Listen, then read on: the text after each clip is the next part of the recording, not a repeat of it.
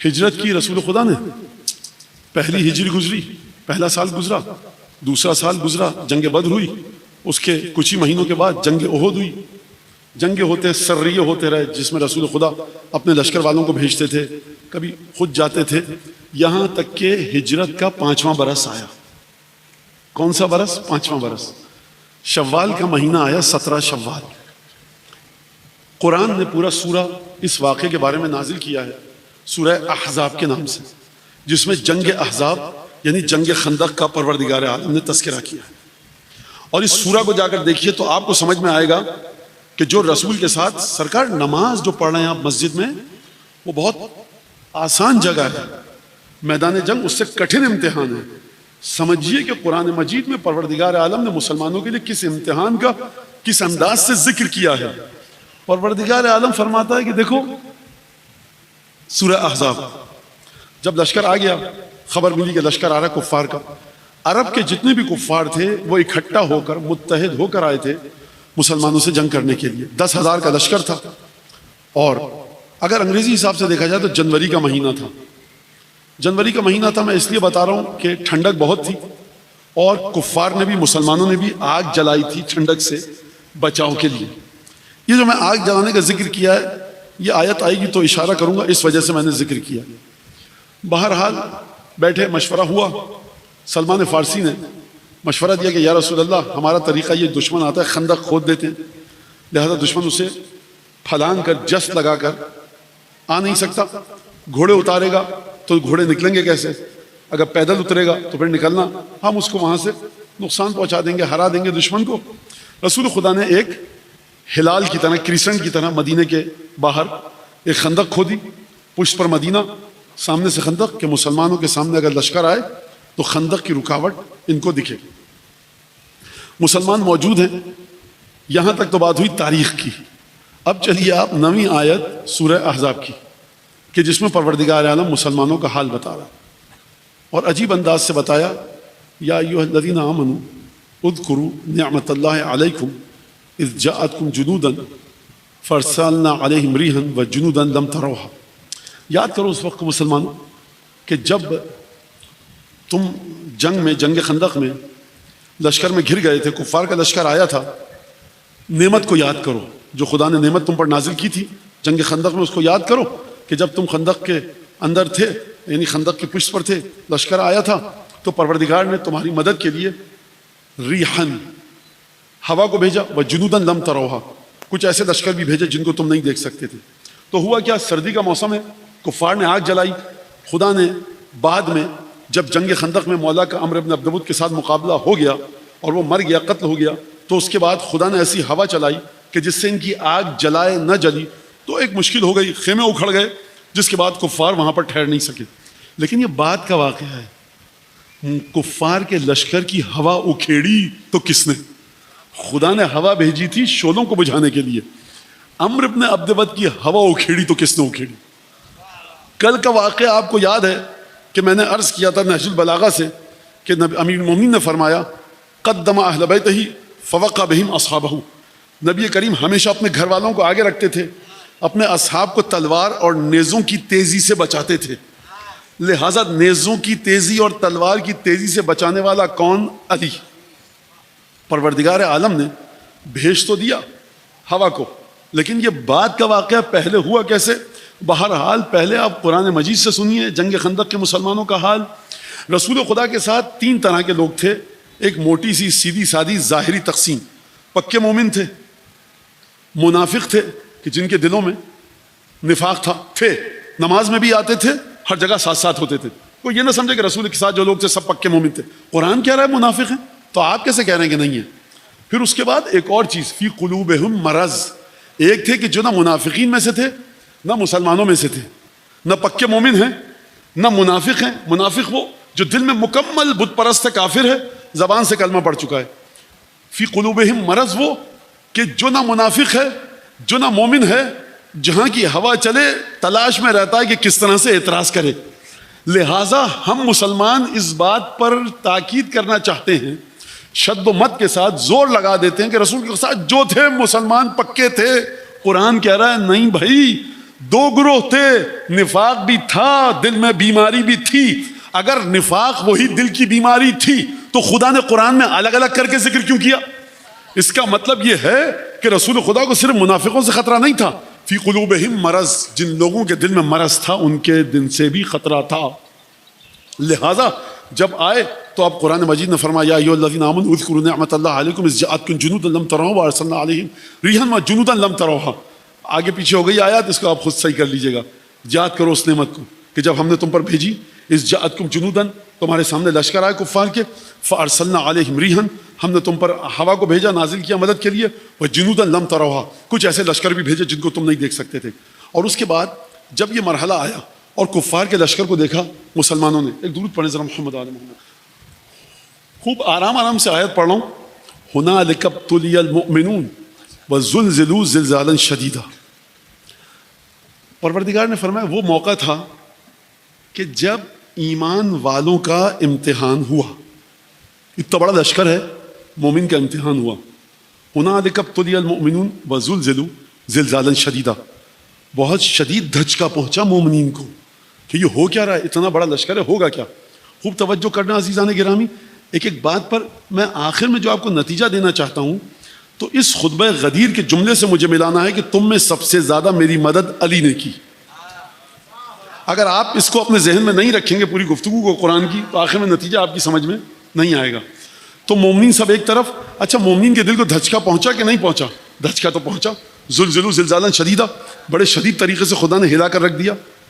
اور پھر اس کے بعد وَلَمَّا رَأَى الْمُؤْمِنُونَ الْأَحْزَابَ, مومنین نے جب لشکر کو دیکھا کفار کے, قالوا, انہوں نے یہ کہا, ھذا ما وعدنا اللہ ورسولہ, یہی وہ وعدہ ہے جو اللہ اور اس کے رسول نے ہم سے کیا تھا. وما وعدنا اللہ ورسولہ, جو اللہ اور اس کے رسول نے ہم سے وعدہ کیا تھا وہ سچا وعدہ تھا. اور پھر فرمایا وما زادہم الا ایمانا وتسلیما. جب مومنین نے لشکر کو دیکھا کفار کے اور دل ان کا لرز اٹھا کہ یہ ہو کیا رہا ہے, تو اگلے ہی لمحے ان کو یہ سمجھ میں آ گیا کہ یہی وہ وعدہ تھا جو اللہ اور اس کے رسول نے کیا تھا.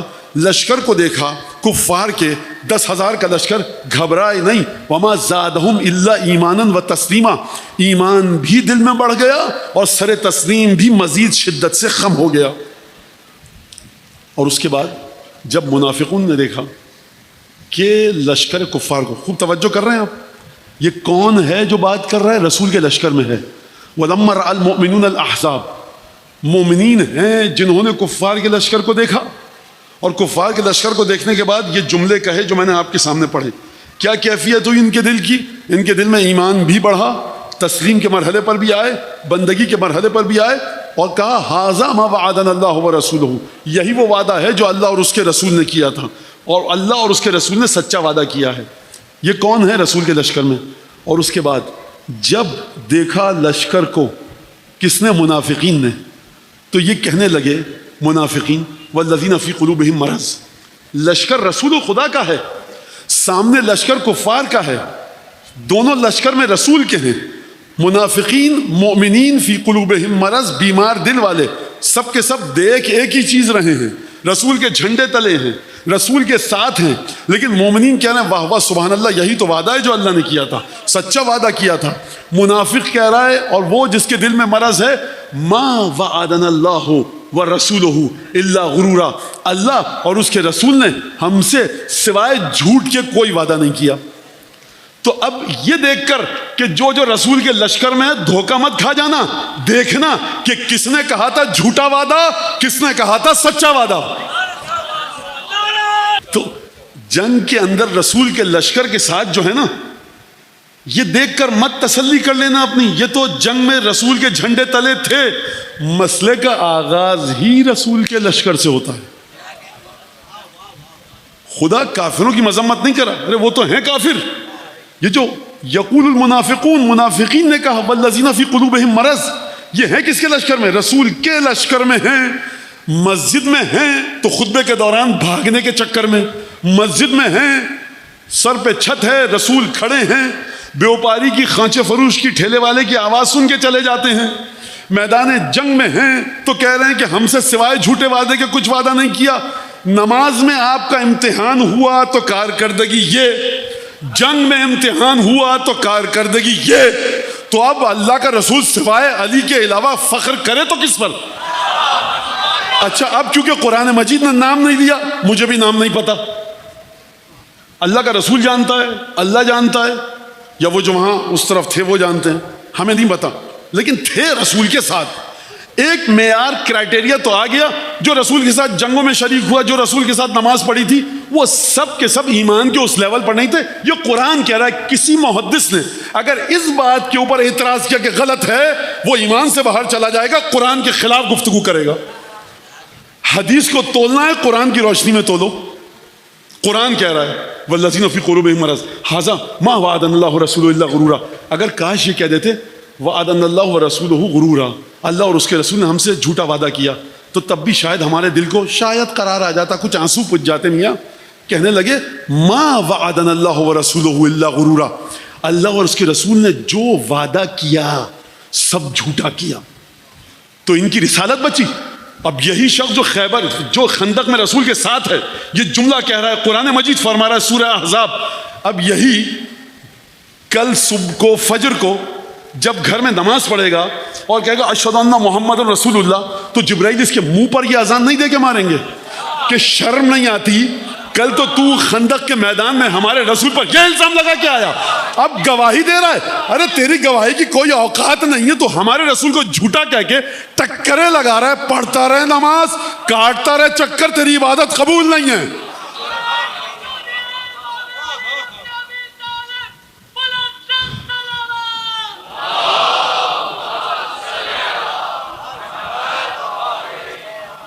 لہٰذا یہاں تک تو بات آ گئی۔ وَلَمَّا رَأَى الْمُؤْمِنُونَ الْأَحْزَابَ، اور مومنین نے جب لشکر کو دیکھا، دیکھیے دونوں ایک ہی جگہ کھڑے ہیں، دونوں ایک ہی جگہ کھڑے ہیں، دونوں ایک ہی لشکر میں ہیں، دونوں ایک ہی لشکر کو دیکھ رہے ہیں، دیکھنے والے بھی ایک وہیں پہ کھڑے ہیں، سب ایک ہی مقام پر کھڑے ہیں رسول کے لشکر میں، اسی لشکر کو دیکھ رہے ہیں، اسی لشکر کو دیکھ رہے ہیں۔ یہ دیدگاہ میں، یہ دیکھنے کے انداز میں فرق کیسے آیا؟ فرق کیسے آیا کہ نور تو ہے رسول کے وجود میں، ابھی تو خطبہ غدیر بتایا آپ کو، اور اس کے بعد نور ہے علی بن ابی طالب میں۔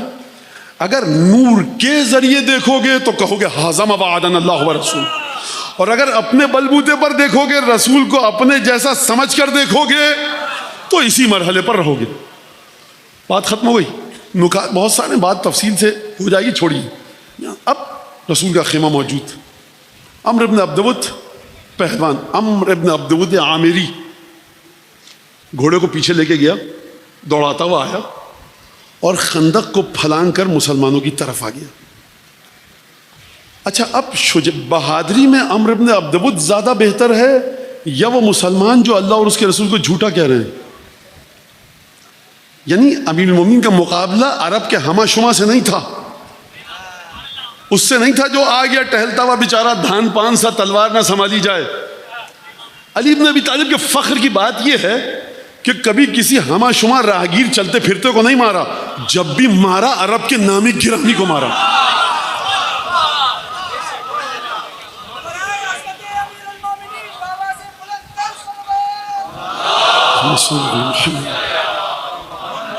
دیکھو امیر جناب حضرت حجت صاحب العصر والزمان امام مہدی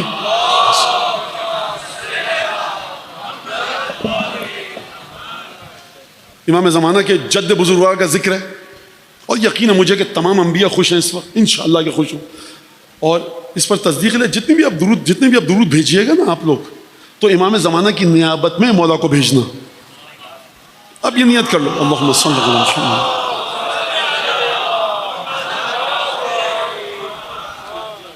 اور یہ واقعہ ایسا ہے کہ حاکم نیشاپوری نے مستدرک الصحیحین میں کہا ہے کہ صحیح بشرط الشیخین ولم یخرجہ، یہ واقعہ بخاری اور مسلم کی شرط کے مطابق صحیح ہے، اس کی سند بالکل صحیح ہے، لیکن نہ جانے کس وجہ کی بنیاد پر بخاری مسلم میں نہیں آیا، نہیں دکھا ہوگا یا لکھ لیا ہوگا، بعد میں دکھاؤ کچھ بھی ہو، لیکن بعد میں بہرحال حاکم نیشاپوری نے مستدرک میں لکھا ہے۔ اور کون سا ایسا محدث ہے کہ جس نے اس واقعے کو نہ لکھا ہو؟ سرکار جب تلوار چلتی ہے خدا کے ہاتھ میں تو اس کی جھنجھناہٹ 14 صدیوں تک باقی رہتی ہے۔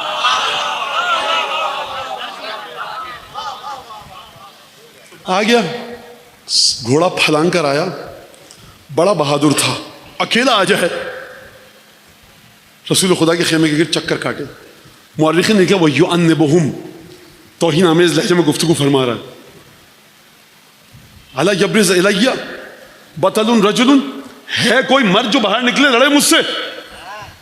علامہ شبلی نعمانی لکھتے ہیں اپنی کتاب سیرت النبی میں کہ نبی کریم کے جانثار ساتھی ایسے بیٹھے تھے کأنہ علی رؤوسہم الطیر، کہ ان کے سروں پر پرندے بیٹھے ہوں، اگر ہنے تو اڑ جائیں گے. اچھا میرا خیال یہ ہے کہ نبی کریم کی اجازت کے منتظر تھے، لیکن شبلی نعمانی نے یہ لکھا ہے. توہین اگر ہے تو شبلی نعمانی نے کی ہے. میں تو یہ سمجھ رہا ہوں کہ نبی کی اجازت کے منتظر تھے کہ تم جاؤ یا تم جاؤ.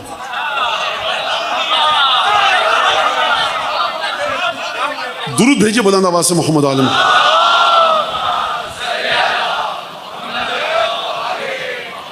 ہاں لیکن ایک نوجوان تھا جو بغیر اجازت اٹھ کھڑا ہوا. یہ بغیر اجازت علی اٹھے کیوں؟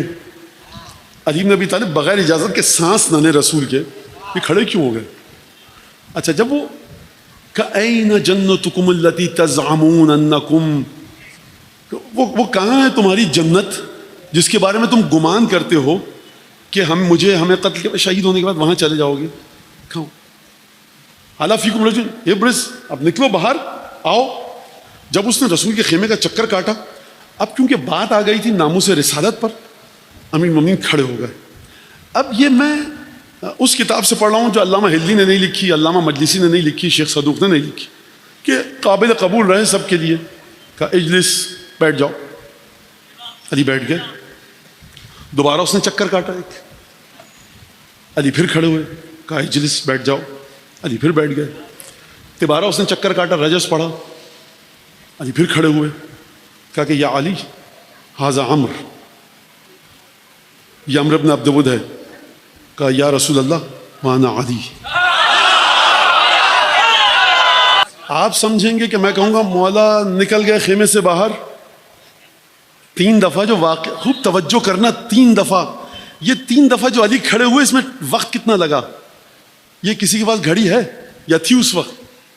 یہ تاریخ سے مورخ سے پوچھئے وقت کتنا لگا. عمرو بن عبد ود کا، کافر بھی کبھی کبھی کام کی بات کہہ جاتا ہے.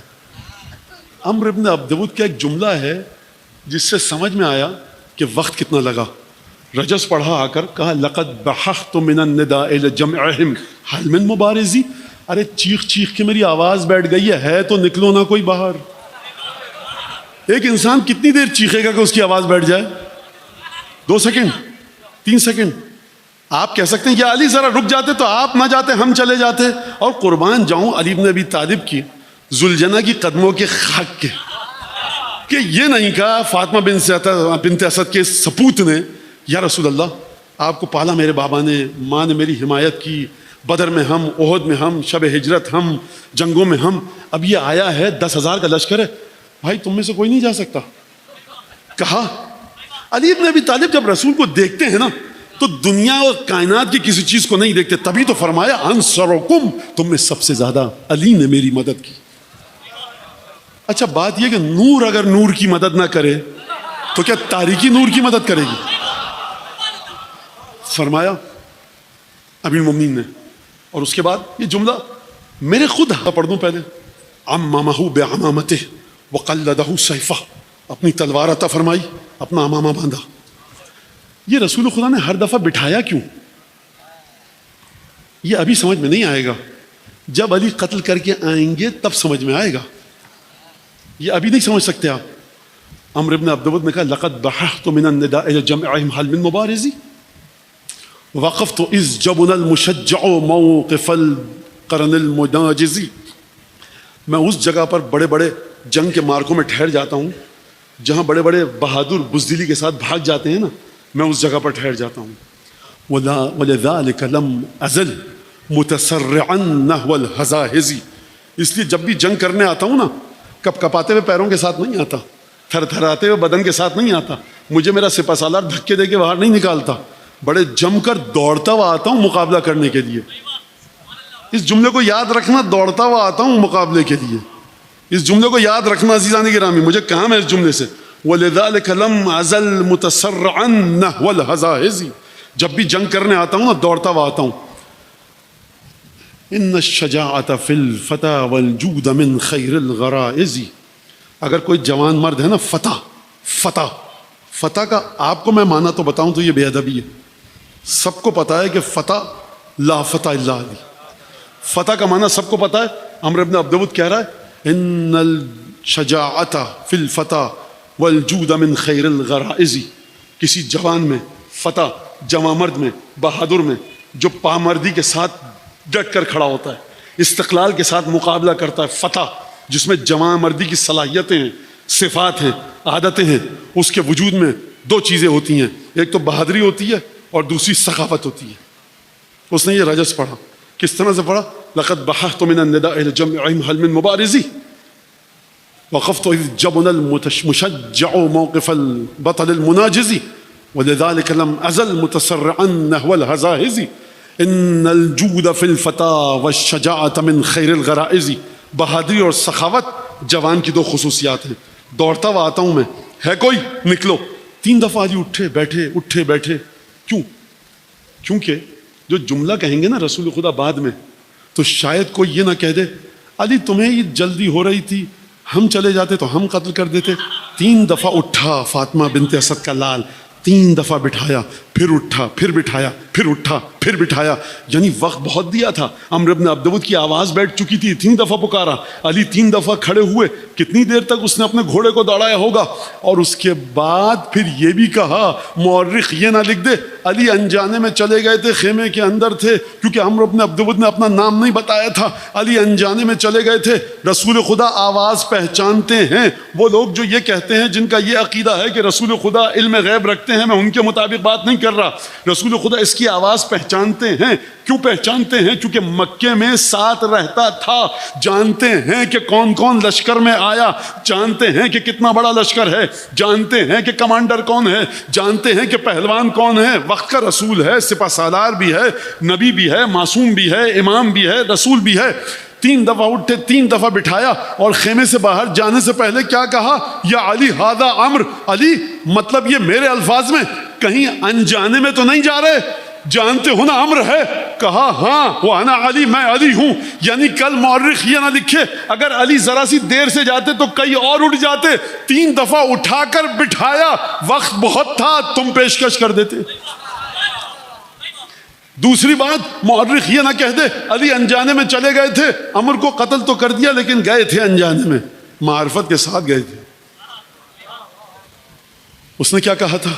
فرمایا، وہ رجس پڑھ رہا ہے، اور ایک دفعہ خرجا ہرولتن. علی کپ کپاتی بھی ٹانگوں کے ساتھ نہیں گئے. یہ کہنا ہی جسارت ہے بہرحال علی بن ابی طالب کے بارے میں. کیسے گئے؟ دوڑتے ہوئے گئے. مرحب نے عمرو بن عبد الود نے کیا کہا تھا؟ کہا تھا وَلِذَلِكَ لَمْ أَزَلْ مُتَسَرِّعًا نَحْوَ الْحَزَائِزِ. میں جب بھی جنگ کے میدان میں آتا ہوں تیزی سے آتا ہوں، دوڑتا ہوا، کپ کپاتی بھی کے پیروں کے ساتھ نہیں آتا. عمرو بن عبد الود گھوڑے پر تھا، آپ کے مولا گھوڑے پر سوار نہیں تھے. یعنی ویک پوائنٹ علی بن ابی طالب کے ساتھ تھا. فنون حرب کے مطابق علی بن ابی طالب کمزور حیثیت میں تھے، لیکن کمزور حیثیت میں ہونے کے باوجود کہا لا تعجلن لقد اتاک مجیب صوتک غیر عاجزی. جلدی مت کر، تیرے رجس کا جواب دینے والا آ رہا ہے. لا تعجلن لقد اتاک مجیب صوتک غیر عاجزی ذو نیت و بصیرت و صدق منج کل فائزی.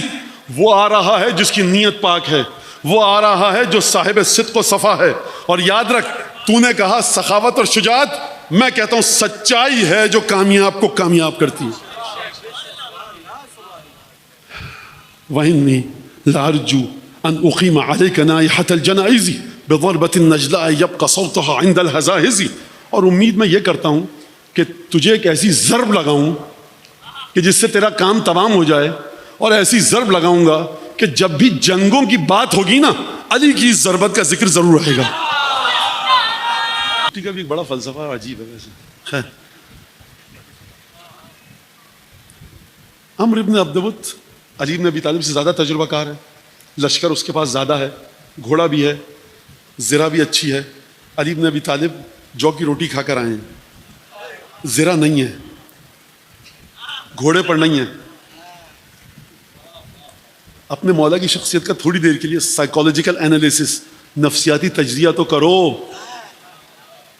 جب تک انسان کے حواس اس کا ساتھ نہ دیں وہ شعر نہیں کہہ سکتا.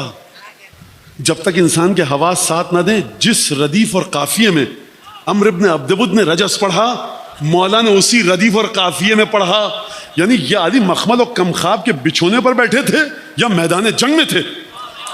یہ اتنا عظیم واقعہ تھا. مولانا روم نے یہاں پر یہ جملہ کہا اس جنگ کو دیکھ کر، در شجاعت شیر ربانی استی، در فتوت خود کے دانت کیستی. اے علی، بہادری میں تو اللہ کا شعر ہے، لیکن جمع مردی میں تو کیا ہے یہ تو ہی جانتا ہے، کوئی اور نہیں جانتا. اب اس شعر پر دو چار جملے سن لیجئے اسی شعر کے بارے میں. شجاعت یعنی انسان کے عمل سے پتہ لگ جاتا ہے. فتوت ان اعمال کو بھی شامل ہوتا ہے جو انسان اپنے دل میں رکھتا ہے، زبان سے ظاہر نہیں کرتا. ایک صاحب کو آپ نے فرض کیجئے پیسے دیے، انہوں نے جا کر اپنی مشکل کو حل کر لیا. لوگوں نے پوچھا بھائی کیا اتنے پیسے آپ کے پاس، ماشاءاللہ مشکل کو حل کر لیا، اب آپ کے سامنے تعریف ہو رہی ہے، آپ چپ بیٹھے. ہاں ماشاءاللہ سے اللہ تعالیٰ نے آپ کو دیا. آپ یہ نہیں کہہ رہے میں نے پیسے دیے تھے. آپ نے کسی کو پڑھایا، وہ کامیاب ہو گیا اور سب اس کی تعریف کر رہے ہیں. آپ یہ نہیں کہہ رہے میں نے پڑھایا تھا اس جاہل کو، نادان کو. یہ فتوت ہے. یہ ہر ایک میں نہیں ہوتی، یہ ہر ایک میں نہیں ہوتی سرکار. یہ شان کریمی ہے جو اس گھر کے علاوہ جہاں جاؤ نجاست اندھیرا کیا مطلب ہے؟ اس گھر میں ہی تو ہوگی اور کہاں ہوگی. تو فتح کہہ کر اس نے بلایا، امیر المومنین نے جواب دیا، مولانا روم نے شعر کہا، در شجاعت شیر ربانی استی، در فتوت خود کے دانت کیستی. آپ فتوت کے اندر تو آپ خود جانتے ہیں کون ہے. دوبارہ سے ایک دفعہ پڑھوں تاکہ تازہ ہو جائے. کہا کہ لا تعجلن لقد اتاک مجیب صوتک غیر عاجزی، جلدی مت کر بالکل بھی، تیری پکار رجس کا جواب دینے والا آ رہا ہے. نہیں غلط کہا میں نے، غلطی ہو گئی، زبان پھسل گئی. آ رہا ہے نہیں ہے، لقد اتاک، آ گیا تیرے سر پر. لقد اتاک مجیب صوتک غیر عاجزی زنیۃ وصدق، زنیۃ وبصیرۃ والصدق منجا کل فائزی. جس کی نیت بڑی پاک ہے، ایک خاص نیت ہے اس کی، اس کے پاس ایک خاص بصیرت ہے، اور سچائی ہر کامیاب ہونے والے کی کامیابی کا راز ہے. وَإِنِّي لَأَرْجُو أَنْ أُقِيمَ عَلَيْكَ نَائِحَةَ الْجَنَائِزِ، اور مجھے امید یہ ہے کہ آج تو میں تیرے لاشے پر نوحہ کرنے والی خواتین کو لا کر ہی رہوں گا. من ضربۃ النجلاء یبقى صوتها عند ذکر الحزاحز، ایسی ضرب لگاؤں گا ہلاک کرنے والی کہ جب بھی جنگیں ہوں گی اس ضرب کا ذکر ضرور آئے گا، اور آ رہا ہے آج. اچھا ایک اور اب سنیے اس کو، خندق کو سمجھیے نفسیاتی زاویوں کو دیکھ کر. کیا کیا باتیں بتائے خندق کے بارے میں، خدا واقعا عجیب ہے. صلوات اللہ والسلام علیہ. فرمایا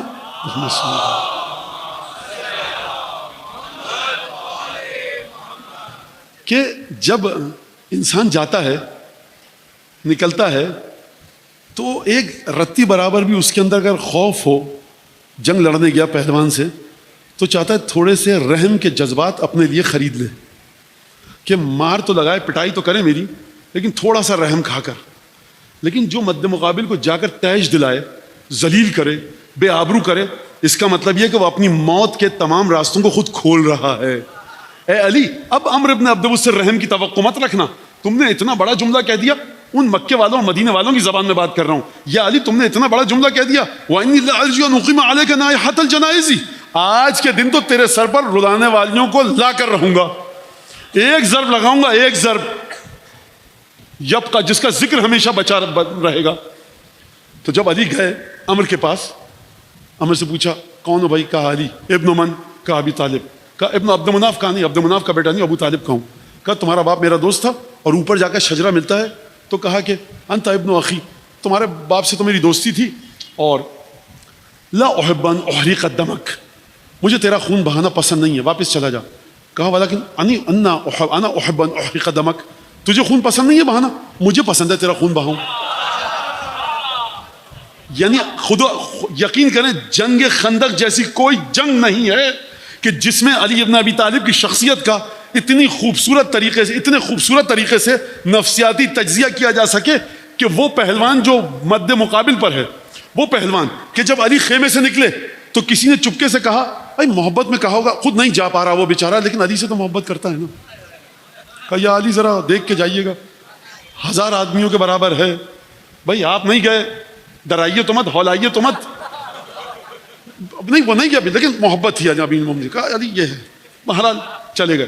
آپ درود بھیجیں نہ جانا آپ کیا درود بھیجیے.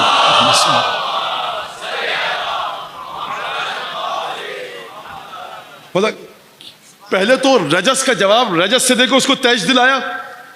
تیرے اچھا یہ نہیں کہ نوحہ کرنے والے، کہا نوحہ کرنے والیاں. یہ بہادر کے لیے بڑا تیج دلایا. جبکہ ابن من کہا علی، ابن عبد مناف کہا لا، ابن ابی طالب کہا تمہارا باپ میرا جاہلیت میں دوست تھا پرانے زمانے میں، اور یہ لا احب احریق دمک، تیرا خون نہیں بہانا چاہتا، میں بہانا چاہتا ہوں. ایک اور تیج دلایا کہہ کر یا علی آپ کوئی ہو اگر تو وہ کہا یا علی آپ اپنے فرار کے سارے راستے بند کر رہے ہیں. تو علی یہ جواب دیں گے جس کو فرار کرنا ہوگا وہ دروازہ کھلا چھوڑے گا نا، مجھے فرار کرنا ہی نہیں ہے. تم ابو طالب کے بیٹے ہو، یعنی محمد تمہارا چچا بھائی ہے. میری گفتگو ہے میں اپنے الفاظ میں، جی محمد میرا چچا بھائی ہے. کہا ما آمن ابن عمک اذ بعثک الی ان اختطفک برعمه هذا شاعلا بین الارض والسماء لا حی ولا میت. کہا تیرے چچا زاد بھائی نے کس بھروسے پر تجھے یہاں بھیج دیا؟ اس کو خوف نہ آیا کہ میں تجھے اپنے نیزے میں پرو کر ٹانگ دوں زمین اور آسمان کے بیچ میں اور تو تڑپتا رہے میرے نیزے پر؟ نہ مردوں میں ہوگا نہ تو زندے میں. یہ وہ جگہ تھی جہاں پہ علی کہتے کہ دیکھو کسی کو بتاؤ گے تو نہیں، واپس جا رہا ہوں میں. آ تو گیا نا رسول سے کہوں یا رسول اللہ وہ ہمارے آپ کے خاندان کا دوست تھا پرانا، تو اس نے کہا واپس چلے جاؤ، عزت بھی بچ جاتی. عمرو بن عبد کے سامنے بھی چلے گئے. توجہ فرما رہے ہیں آپ؟ اب آپ سمجھ رہے ہیں کہ نیت جو امیر المومنین کی ہے مکمل تیج دلاؤں اس کو، اور اس کے بعد اس سے جس طرح سے یہ مجھ سے بات کر رہا ہے، یہاں پر ایک اصلاح کر دوں میں بات کی. تیج دلانے کا مطلب یہ ہے کہ اگر تو بے ادبی سے بات کر رہا ہے تو ہم بھی تجھ سے اسی طرح بات کریں گے، کیونکہ اس نے آ کر رسول خدا کے خیمے کی بے حرمتی کی تھی. علی بن ابی طالب نے آج تک کسی سے ایسے بات نہیں کی جیسے عمرو بن عبد عامری سے. کیوں؟ کیونکہ اس نے رسول کی توہین کی تھی. لہذا اب جو امیر المومنین نے گفتگو کی ہے وہ رسول کی توہین کا بدلہ لیا ہے. کہا کہ ما آمن ابن عمک حین بعثک الی ان اختطفک برمحی ھذا وکنت شاعلا بین السماء والارض لا حی ولا میت. تیرے چچا زاد بھائی کو ڈر نہ لگا، خوف نہیں آیا، اس کو گھبرایا نہیں، تجھ جیسے نوجوان کو میرے سامنے بھیجا. 5 ہجری علی بن ابی طالب 26 برس کے ہیں. 26 برس کے کتنے بیٹھے ہیں یہاں پر ماشاءاللہ سے، خدا ان کی جوانیوں کو برکت عطا کرے. اور عمرو بن عبد ود بڑا تنومن طاقتور پہلوان، عرب کا مشہور پہلوان، اس کے مقابلے میں ابو طالب کا چاند 25 برس کی عمر، جو کی روٹی کھجور کھا کر مزدوریاں کر کے زندگی گزار. یہ ہے آپ کا ہمارا مولا. کہا ما بعثنی ابن عمی الیک. عمرو بن عبد ود کے جملے کا تو ترجمہ سمجھ میں آ گیا نا، نہ زندہ ہوگا نہ مردہ ہوگا، تجھے نیزے میں پروں گا. کتنا خوفناک جملہ ہے. علی بن ابی طالب کی پیشانی پہ پسینہ آ جانا چاہیے تھا، لیکن سرکار خون ہے بنی ہاشم کا، نہیں آئے گا پسینہ، آپ گھبرائیے مت. لہٰذا جناب امیر نے کہا کہ میرے چچا زاد بھائی نے اس لیے مجھے بھیجا کہ ان انا قتلتک فانت فی النار وانا فی الجنہ. اگر میں نے تجھے مار دیا تو جائے گا جہنم میں جنت مجھے ملے گی. وَإِنْ أَنْتَ قَتَلْتَنِي، اگر تو نے مجھے مار دیا تو میں جنت میں جاؤں گا اور تو جہنم میں جائے گا. تو عمرو بن عبد ود نے کہا کلتاہما لک یا علی، اچھا دونوں طرح سے فائدہ تمہارا ہی ہوگا. یہ اس کا جملہ تاریخ میں ہے. اب یہاں سے بات ختم ہوئی. امیر المومنین نے کہا کہ میں نے یہ سنا ہے وَأَنْتَ مُتَعَلِّقٌ بِأَسْتَارِ الْكَعْبَةِ، کہ تو نے خانہ کعبہ کا پردہ پکڑ کر یہ دعا مانگی ہے، ما یعرض علی ثلاثۃ اشیاء الا انا اخترت واحدۃ منہن. جب بھی کوئی میرے سامنے اگر 3 چیزیں مجھے پیش کرے، 3 آپشن دے، یا یہ کرو یا یہ کرو یا یہ کرو، ان میں سے میں ایک کو چن لیتا ہوں. کہا کہ ہاں صحیح سنا ہے. کہا کہ میں تجھ سے کہہ رہا ہوں انتر جا حیث جئت، جہاں سے آئے واپس چلا جا. کہا یہ تو بڑی ذلت کی بات ہے. لہٰذا امیر المومنین نے پہلے جنگ نہیں کی ہے، پہلے کہا واپس چلا جا. آپ سوچ رہے ہیں عمرو بن عبد ود نے کہا ہوگا 25 برس کا نوجوان ہے، 26 برس کا، مجھ سے کہہ رہا ہے واپس چلا جا. لہٰذا یہ اعتماد علی بن ابی طالب کو کس پر؟ اب آپ کی سمجھ میں آیا حسبی اللہ، اللہ کافی ہے. تو جو آپ کہتے ہیں اللہ کافی ہے تو دعا کرتے نا خدا فرشتہ بھیج دیتا، عمرو بن عبد ود کے سامنے چلا جاتا. اب آپ کی سمجھ میں جملہ آیا شہزادی کا جو میں نے 3 دن پہلے آپ کے سامنے کہا تھا، کلما اوقدوا نارا للحرب اطفأ اللہ القى اخاه علیا فی لهواتها. جب بھی کفار نے جنگ کے شعلوں کو بھڑکایا، میرے بابا نے اپنے بھائی علی کو جنگ کے شعلوں میں جھونک دیا. بھائی اگر اللہ کافی ہے تو فرشتے آتے نا, اگر اللہ کافی ہے تو علی کو کیوں بھیجا, اگر اللہ کافی علی سے مدد کیوں مانگی؟ اس کا مطلب یہ اللہ کافی ہے, لیکن علی کی کفایت, علی کی مدد خدا کی کفایت کی تصویر ہے. کہا کہ صحیح سنا ہے, کہا یہ تو نہیں ہو سکتا. کہا تھا اچھا ٹھیک ہے میں تجھے یہ کہ پیش کر رہا ہوں, ایک آفر پیشکش کر رہا ہوں, انتسلم, اسلام دیا.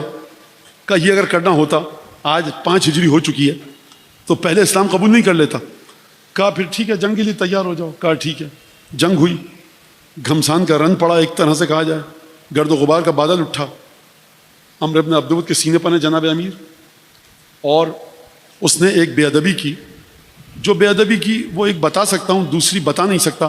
ایک کلامی تھی اور ایک عملی تھی. عملی یہ کہ اپنا لعاب دہن علی ابن ابی طالب کے چہرے پر پھینکا. علی ابن ابی طالب سینے سے نیچے اتر آئے. اصحاب خیمے سے منظر دیکھ رہے ہیں. کہ یا رسول اللہ یہ کیا نادانی والی حرکت, سینے سے اتر آئے, گلا کیوں نہیں کاٹا؟ رسول نے کہا علی آ جائے تو خود ہی بتائے گا. آئے, 2 مرحلے پیش آئے. کہا کہ علی آپ نے قتل کر دیا, اس کو سر کاٹ دیا, تو اس کا جو زرہ خود تمام تلوار تھی, یہ اس کی کل قیمت 1000 سونے کے سکے تھی, تو قانون کے مطابق عرب کے اتار کر لے آتے. کہا کہ شرم آتی ہے کہ مردہ کے جسم کو برہ نہ کروں. یہ ہے علی بن ابی طالب. اصلاً علی بن ابی طالب یعنی جلال و جمال خدا. علی بن ابی طالب یعنی اسم اعظم. علی بن ابی طالب یعنی اسماء حسنہ خدا ایک مقام پر. علی بن ابی طالب یعنی جنت. علی بن ابی طالب یعنی توحید. علی بن ابی طالب یعنی لا الہ الا اللہ. علی بن ابی طالب یعنی نماز, روزہ, حج, زکوٰۃ. علی بن ابی طالب یعنی توحید, عدل, رسالت, امامت, قیامت. علی بن ابی طالب یعنی نور خدا. کہا کہ مجھے شرم آتی ہے کہ میں. کہا کہ اچھا سینے سے کیوں اتارا ہے؟ کہا اس نے میرے منہ پر لعاب دہن پھینکا تھا, تو مجھے یہ لگا کہ میں اس کو اس وجہ سے کہیں قتل نہ کر دوں. یہاں پر میں اپنے بچوں کے لیے ایک اپنے عقیدے کے مطابق ایک بات کہوں. اپنے سے مطلب ہمارا جو عقیدہ ہے قرآن اور حدیث کے مطابق, کہ ائمہ کی زندگی میں احتیاط نام کی کوئی چیز نہیں ہے. یعنی کیا مطلب؟ آپ احتیاط کرتے ہیں کہ سورج ڈوب چکا ہے, اچھا اذان ہو گئی, 5 منٹ احتیاط کر لیتے ہیں کہ افطار کا وقت ہو جائے. امام کی زندگی میں امام کو پتا ہے وقت ہو چکا ہے, ختم بات. امام کو شکیات نماز کی ضرورت نہیں ہے, 3 اور 4 میں شک نہیں, یہ کوئی امام نہیں ہے. جس کو شک ہو وہ جا کر اپنے شکیات کو دور کرے, وہ عام آدمی ہے. امام کو ظہر کے دن, جمعے کے دن جمعے کی نماز پڑھی, احتیاطاً ظہر کی بھی پڑھ لوں رجائے مطلوبیت کی نیت سے, یہ امام کی زندگی میں نہیں ہے. ٹھیک ہے, صحیح ہے, یہ آپ کی زندگی میں ہے, یہ آپ کی زندگی میں ہے, احتیاط کریں. امام جب اس طرح کے کام کرتا ہے تو اشارہ یہ ہوتا ہے شدت تحرز. کیا مطلب اس کا؟ بچے جملے کو سمجھے. کیا مطلب شدت تحرز؟ یعنی طہارت اتنی زیادہ ہے کہ اب اس مقام پر آ کر میں یہ کام نہیں کرنا چاہتا, مجھے پتا ہے کہ جائز ہے. یعنی مسلمان تمام لوگ حدیث نقل کرتے ہیں کہ جس کنویں میں شراب گر جائے, علی بن ابی طالب اس حیوان کا گوشت نہیں کھائے گا کہ جس نے اپنے بدن کو سیراب کیا ہو اس کنویں کے پانی سے.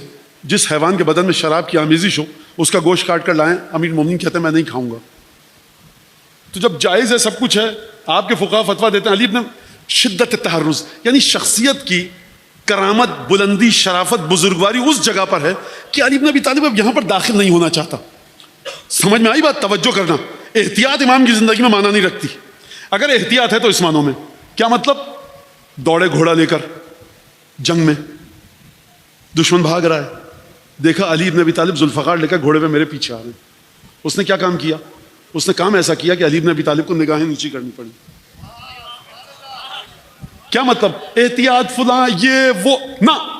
اب تم اس مقام پر گر چکے ہو کہ میں اس مقام پر گر کر تمہیں قتل نہیں کر سکتا. دنیا کیا کہے گی علی نے کس کو کس حال میں قتل کیا. بچے سنیں, اب بچے میری بات کو, بچے سنیں. چاکلیٹ دلائی کسی بزرگ نے آپ کو جو بڑی پسند ہے, ریپر میں پیک ہے, 100 سال بھی سمندر میں پڑی رہے گی, قطرہ پانی کا نہیں جائے گا. آپ کے بچوں سے کہہ رہا ہوں, آپ کے ہاتھ میں چاکلیٹ تھی, آپ جا رہے تھے, گٹر تھا کھلا ہوا, اس میں گر گئی. اب یہ بچہ ہاتھ ڈال کے چاکلیٹ کو اٹھائے گا, نل سے دھوئے گا, کھا لے گا. بزرگ, باپ, بڑا بھائی, چچا, ماموں جو بھی ہوا, کہ بیٹا نہیں, ہماری چاکلیٹ ہے, بچہ بھی اب ہاتھ نہیں ڈالے گا, کہے گا ہے تو میری, ایسی جگہ گر چکی ہے کہ اب میں اس میں ہاتھ نہیں ڈال سکتا.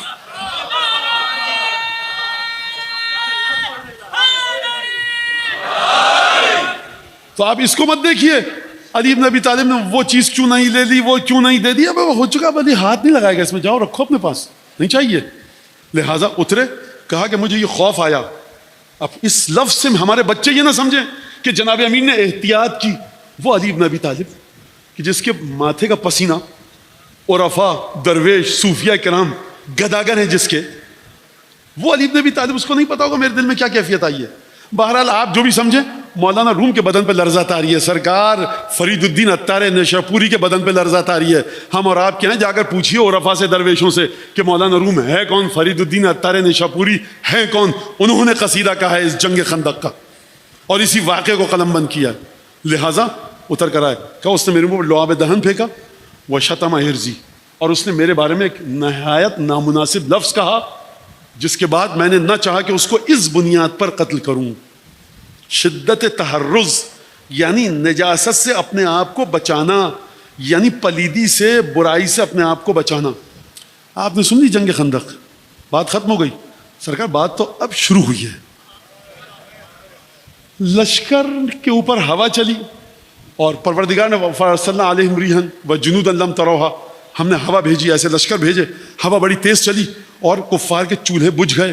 سردی جنوری کا مہینہ ہے جو کہ میں نے آپ کو بتایا, اور جب آگ نہیں جلے گی تو سردی میں سب کپ کپائیں گے, لہٰذا خیمے اکھڑ گئے اور یہ سب مسئلے بہرحال وہ چلے گئے. لاش تو لینے آئیں گے, عمرو بن عبد ود کی لاش لینے آئے, اور اس کے بعد بہن بھی آئی. اس نے بھائی کی لاش کو دیکھا. کائنات میں ایک ہی قاتل ایسا ہے کہ جس کا قصیدہ مقتول کی بہن پڑھ کے گئی. کہا جب لاش کو دیکھا, دیکھتے ہی پوچھا من قتل اخی, مارا کس نے, مارا کس نے. اب یہاں پہ رک جائیے, یہاں پہ رک جائیے. اسے مشتبہ کہیں ہمارے خالص شیعوں میں سے ہو. تو آپ نے توجہ کی, جب عمرو بن عبد ود کی بہن آئی تو اس نے پوچھا کس نے قتل کیا. اس کا مطلب قتل کے انداز مختلف ہوں گے نا.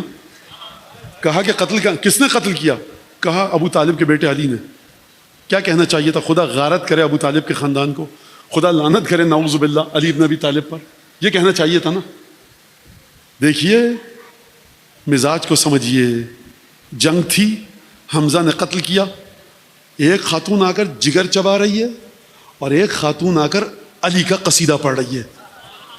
علی بن ابی طالب کفر اور اسلام کے محتاج نہیں ہیں, علی ابن ابی طالب فطرت پاک کے محتاج ہیں. ضرورت جو ہے, آؤ. دیکھا لاش کو, وہیں پر کھڑے ہو کر قصیدہ پڑھا, اپنے بھائی کی لاش سے مخاطب ہوئی. لو کان قاتلک غیر قاتلہ, اگر تیرا قاتل میرے بھائی اس قاتل کے علاوہ کوئی اور ہوتا, لکنت ابکی علیہ آخر الابد, تو میں اپنے بھائی پر ہمیشہ جب تک زندہ رہتی روتی رہتی. ولکن قاتلہ من لا یعاب بہ وابوہ کان یدعى بیضۃ البلد. لیکن میں کیا کہوں اے عمر, تیرا قاتل تو وہ ہے کہ جس کی ذات میں رتی برابر نکتہ چینی کی گنجائش نہیں, اور اس کا باپ ابو طالب تو مکے کا چاند تھا.